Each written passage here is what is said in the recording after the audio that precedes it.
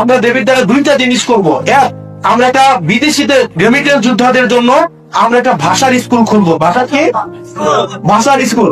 অর্থাৎ বিদেশে যাওয়ার আগেই যে যদি অ্যারাবিক কোন কান্ট্রিতে যায়, সেজন্য অন্তত কমিউনিকেশন স্কিলটা, সে তো এখানে পিএইচডি করতে যাবে না, যাবে অন্তত যেন কথা বলাটা, আমার বেতনটা কত, আমার কাজটা কি, না বেতন এত, এটা এখানে আরো বাড়াই দিতে হবে, এই কমিউনিকেশন স্কিলটা যেন সে দেশ থেকেই শিখে বিদেশে যাইতে পারে, সেজন্য আমরা দেবিদ্বারে একটা ল্যাঙ্গুয়েজ ইনস্টিটিউট খুলবো ইনশাআল্লাহ।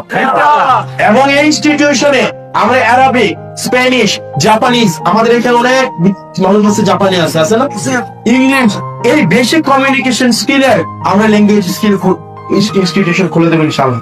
2 নম্বর আমরা আরেকটা কাজ করবো তাদের জন্য, সেটা হচ্ছে আপনার আমাদের দেশের বেশিরভাগ শ্রমিক যারা বিদেশে যায়, আপনারা ভালো বলতে পারবেন যেহেতু বিদেশ থেকে আসছেন, এখানে ওমানের অনেক আছে, দুবাই আছে, সৌদি আরব আছে, আছেন অনেকে।